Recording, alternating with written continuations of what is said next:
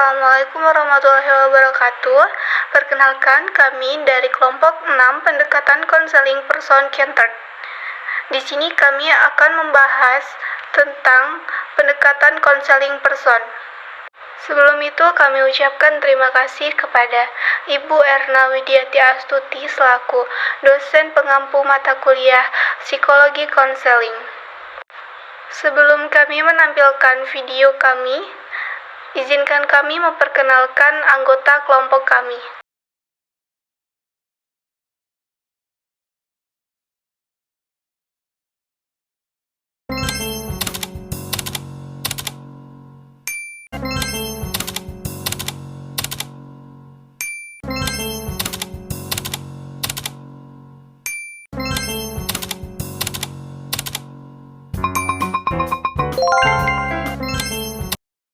Ibu, permisi. Oh iya. Perkenalkan, nama saya Arina Napika, bisa Ibu panggil Pika. Saya mahasiswi dari Fakultas Psikologi Universitas 17 Agustus 1945 Samarinda. Oh, berarti saya panggil Mbak Vika aja ya? Iya Ibu, boleh. Oh, sebelum itu kesibukannya Mbak Vika sendiri apa ya sekarang? Untuk saat ini sih Bu, saya hanya berkuliah saja Bu. Berkuliah saja ya. Sebelum itu udah masuk semester berapa perkuliahannya Mbak? Untuk saat ini masih semester 4 Bu. Oh, semester 4 ya. Sebelum itu Mbak Vika sendiri sudah pernah konseling atau belum ya? Kebetulan Bu, ini baru pertama kalinya saya ikut melalui proses konseling Bu.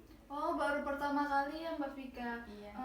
Sebelum itu tujuan Mbak Vika kesini untuk datang konseling apa ya? Jadi tujuan saya kesini, saya ingin konseling Bu. Saya ada masalah dengan teman seangkatan dengan saya. Tapi Bu, saya ini bingung mau menceritakannya itu dari awal bagaimana. Sebelum itu Mbak Vika nggak usah ragu untuk konseling kepada saya.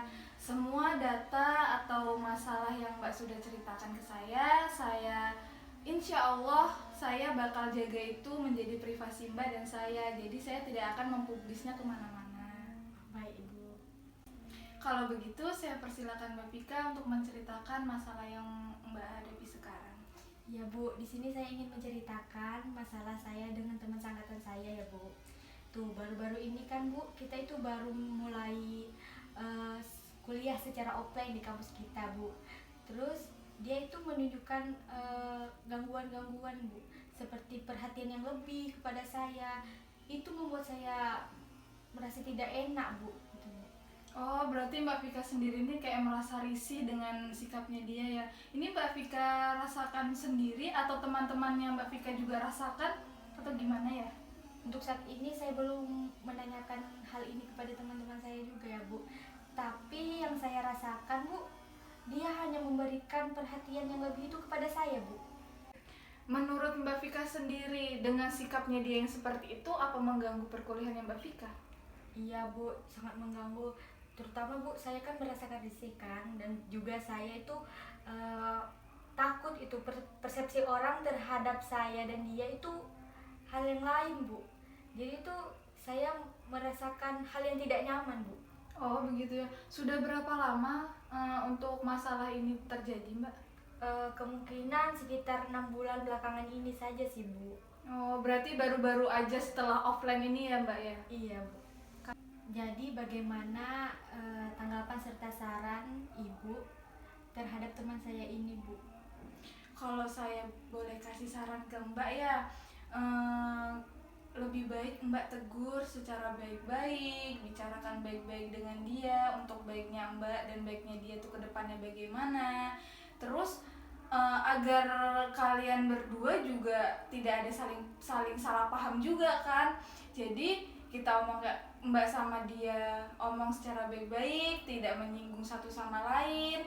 Jadi masalahnya kita ambil dari titik tengahnya, baiknya gimana, buruknya gimana gitu. Jadi kita menegurnya dengan cara baik-baik agar dia tidak tersinggung juga. Jadi semua masalah beres gitu. Nah rencananya Mbak Vika sendiri untuk kedepannya bagaimana ya? Soalnya kan tadi kalau dari Ibu sendiri saya mengasih saran untuk menegurnya. Kalau dari Mbak Vika sendiri itu akan melakukan apa gitu? Rencana selanjutnya kurang lebih saya akan bicara dengan dia secara baik-baik, pelan-pelan agar dia memahami apa yang saya rasakan, Bu ya. Selanjutnya saya akan menggunakan cara-cara dari saran Ibu tadi agar dia bisa mengerti dengan semua yang saya rasakan ini, Bu. Saya ingin bertanya lagi, apakah Mbak Vika bersedia untuk datang kembali untuk pertemuan konseling selanjutnya? Iya, Bu, bersedia. Kira-kira kapan ya, Bu? Nah, untuk kapannya itu nanti kita bicarakan ya Mbak ya. Soalnya kita cari waktu juga supaya Mbak lagi tidak sibuk dengan kuliahnya dan saya juga ada waktu tidak sibuk dengan pekerjaan saya ya Mbak ya. Iya, Bu.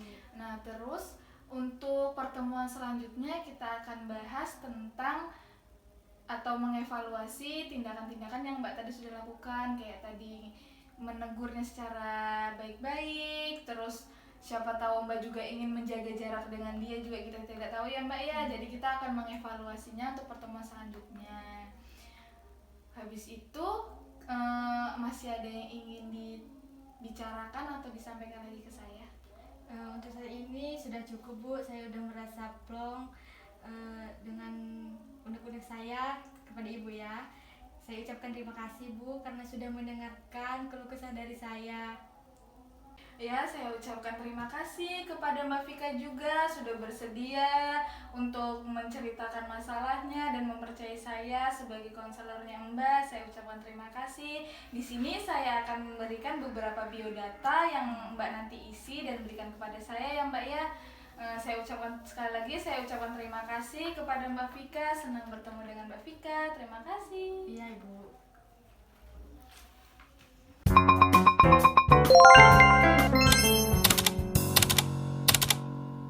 Untuk memahami pendekatan person-centered counseling, perlu mengetahui asumsi dasar tentang kepribadian Gibson dan Mitchell yang dinyatakan oleh Rogers dalam beberapa bentuk proposisi ringkas berikut. A. Setiap individu berada di sebuah dunia pengalaman yang terus-menerus berubah di mana ia menjadi pusatnya. B. Organisme bereaksi terhadap suatu bidang sesuai yang dialami dan dipahami. Bidang persepsi pribadi ini disebut realitas yang diyakini. C. Organisme bereaksi sebagai keseluruhan yang terorganisasikan di bidang fenomenal. D. Organisme memiliki satu kecenderungan dasar dan dorongan dasar untuk mengaktualisasi, mempertahankan, dan mengembangkan pengalaman yang diperolehnya. E. Perilaku pada dasarnya upaya berarah tujuan. Organisme untuk memenuhi kebutuhan-kebutuhannya sesuai apa saja yang dialami dan dipahami di suatu bidang. F. Emosi erat kaitannya dengan pencapaian tujuan organisme yang dapat tercermin dalam perilaku. Intensitas dapat mempengaruhi cara organisme mempertahankan dan mengembangkan diri. G. Cara terbaik memahami perilaku adalah dari kerangka acuan internal individu itu sendiri. H. Salah satu porsi bidang persepsi total secara bertahap dibedakan menjadi self. I. Sebagai hasil dari interaksi dengan lingkungan, khususnya evaluasinya tentang interaksi dengan orang lain, struktur diri terbentuk sebuah pola konseptual yang terorganisasikan dan cair, namun tetap konsisten dengan persepsinya mengenai karakteristik dan relasi aku dan saya yang bersama dengan nilai-nilai tertentu dilekatkan ke konsep-konsep tersebut. Sekian video yang dapat kami tampilkan. Semoga video kami dapat bermanfaat dan diterima dengan baik. Sekali lagi kami ucapkan terima kasih kepada Ibu Erna Widiati Astuti karena telah memberikan kesempatan kami untuk menampilkan hasil video kami, dan kami ucapkan terima kasih kepada teman-teman semua yang sudah menyimak video kami dengan seksama. Semoga video ini dapat bermanfaat, dan kami mohon maaf bila ada kesalahan dan kurangnya saat menampilkan video. Wassalamualaikum warahmatullahi wabarakatuh.